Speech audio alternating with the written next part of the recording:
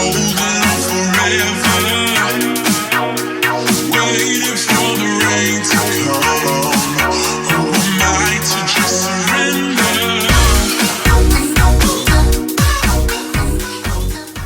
So here it is, guys, Second Assault. It finally released for the PC. God, I've been waiting so long.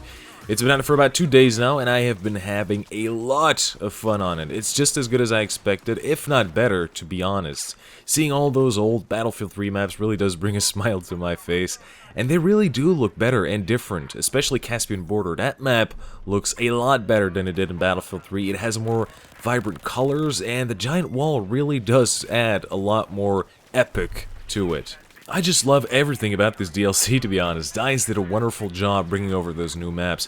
And another thing that I really like is that they really did put in some effort this time reworking the new maps, like the wall I just mentioned on Caspian Border, along with the big sniping tower that stands on the sea flag, which, by the way, you can totally level to the ground at any moment. They added a bunch to Metro as well, like new flanking routes, the elevators, along with some new Levolution events where you can bring down chunks of the ceiling in order to kill enemies. Which is a lot of fun, although it does act funny sometimes. You know, I will take damage from it, even though I'm clearly not standing underneath it. But yeah, apart from that, I love everything about the new revamped Metro map. And yes, I am one of the very few who actually likes Metro. It is quite a clusterfuck if you join a 60-man server, I will admit that. But I do enjoy the fuck out of a good 32-man Rush game on Metro. The map design on Metro, especially on Rush, is one of the best I've ever seen in my opinion. It's one of the maps that really requires teamwork if your team is struggling to take the MCOMs, for example. And the changes they added to Metro really does affect the way you play Metro now. It adds a lot more flanking possibilities, and it also makes it easier for the enemy to get behind you if you're trying to push up the escalators in the Metro. So keep an eye out for that, people. Keep an eye out for those elevators. They are deadly. Then we also have Gulf of Oman, where they added that nice little sandstorm that, very much to my surprise, looks very nice, and it does affect the way you approach certain things. Like, it will make it a lot easier to cross open large spaces without the enemy being able to see you, which is a good thing if you're trying to push up and take TM comms. Now, the sandstorm will bring the combat a lot closer to you, and most of your engagements will happen in close-quarter situations, which is something that I personally like. I like the close-quarter combat. I'm an infantry player, so I like that. It won't affect the recons that much unless you're one of those guys who like to sit on top of that crane. I'm sure you know which one I'm talking about. You'll also have a lot more use out of the suppressor while sand is flying in everyone's eyes and ass crack, and the fact that the sandstorm already gives you a decent amount of cover, it will almost make you invisible to the enemy if you run around with the suppressed weapon. And now that I think of it, you might also have a lot more use out of the infrared scopes now. I'll have to give that one a try. Or if any of you guys already did, let me know in the comments if it's any good during the sandstorm. And then of course we have the last map that comes with Second Assault, Operation Firestorm, a map that I wasn't particularly a fan of. Not that I disliked the map or anything, in fact I quite liked it and I still do on Conquest, but whenever I played it on Rush, I felt like it didn't really matter how good you were or how much you tried PTFOing.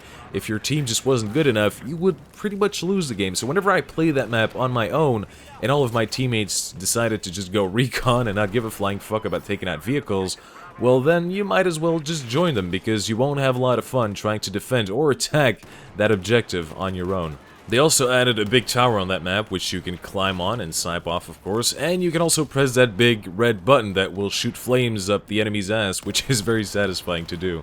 Along with all the new maps, they of course added a bunch of new weapons, like they always do. They added the F2000, the M60, the Gold Sniper, which looks absolutely swagalicious. By the way, I've yet to try that one out. And of course that weapon that no one really cares about, but it's still cool that they added it.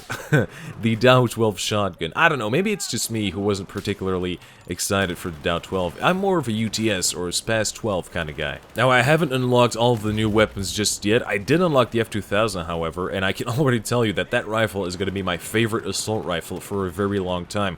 Or at least until they release some new weapons, which is actually really soon now that I think of it. Less than a month, in fact. Naval Strike will launch somewhere in March, I believe, so very exciting times for the Battlefield community. I also tried out the old M60, and I can already tell you that that murder machine will somehow get nerfed. It's just so damn accurate, and it punches through soft tissue like no other gun in Battlefield 4. I personally don't think it's really that OP. You can still outgun it easily with another LMG or another assault rifle. That being said, I did often get one-shot killed by the M60. Like, a lot. A lot as in 90% of me getting torn to shreds by that thing. But then again, it might be the netcode level looting, so yeah, I don't know. Talking about the netcode, I didn't experience any sort of netcode improvements since the last patch. It's still in the same state as it was before, so DICE has yet to improve upon that. Now, I'm starting to believe that that change will sadly never come.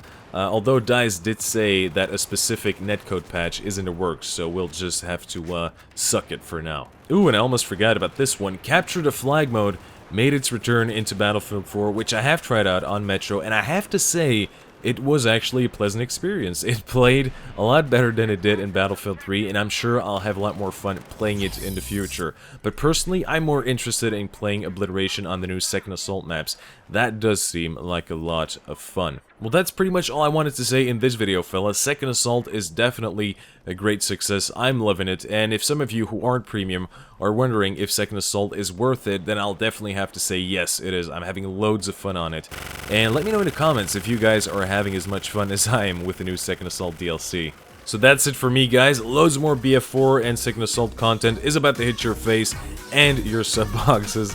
Thanks for watching. If you like this video, be sure to leave a like, and if you dislike this video, then I suggest you dislike it and leave a very, very angry comment on this video stating your amount of disgust you feel for me and my videos. I'm Dolce, throwing my love in all your faces, and I'll see you in the next video.